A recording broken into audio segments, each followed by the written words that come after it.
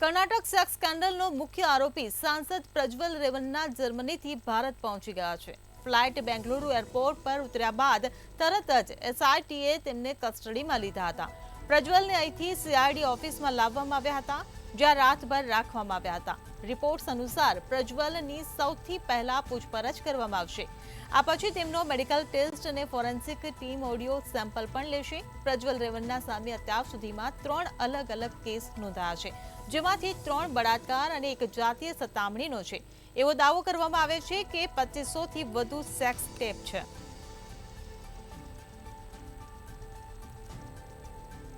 તો સેક્સ સ્કેન્ડલનો આરોપી પ્રજ્વલ રેવન્ના ભારત પહોંચ્યો। 2500 થી વધુ સેક્સ ટેપ, 3 એફઆઈઆર, ત્યારે 33 દિવસ તે સંતા કુકડી રમી રહ્યો હતો। બેંગલુરુ એરપોર્ટ પર ઉતરતા એસઆઈટીએ કસ્ટડીમાં લીધા। Medical test, forensic team audio sample પણ લેવામાં આવશે। તો પ્રજ્વલ રેવન્ના સામે અત્યાર સુધી 3 અલગ અલગ કેસ દાખલ કરવામાં આવ્યા છે। 3 દુષ્કર્મ અને 1 જાતીય સતામણીનો કેસ તેમના વિરુદ્ધ નોંધવામાં આવ્યો છે।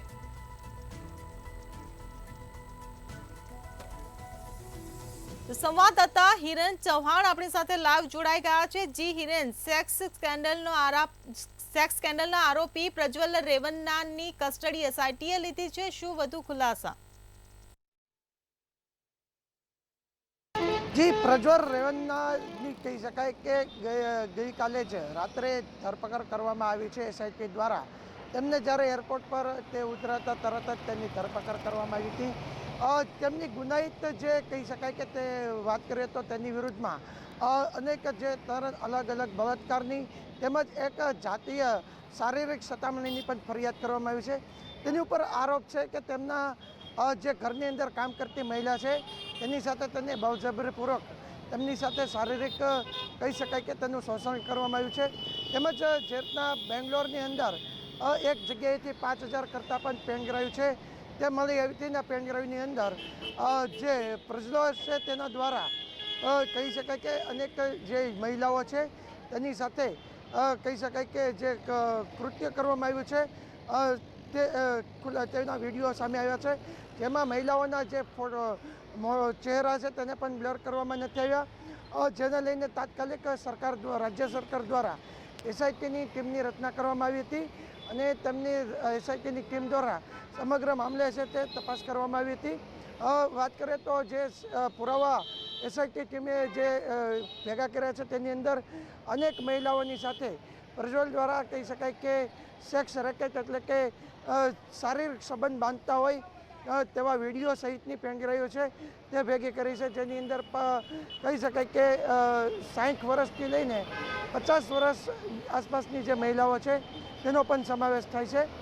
તેમજ તેમના ઘરની અંદર જે કામ કરતી મહિલા છે તેના દ્વારા પણ તેની વિરુદ્ધમાં ફરિયાદ નોંધાવવામાં આવી છે કે પ્રજ્વલ દ્વારા તેની સાથે અવારનવાર છે કે બળજબરીપૂર્વક કહી શકાય કે જે જાતીય સંબંધ છે તે બાંધવા માટે તેને શારીરિક કહી શકાય કે ટોર્ચર કરવામાં આવતું હતું।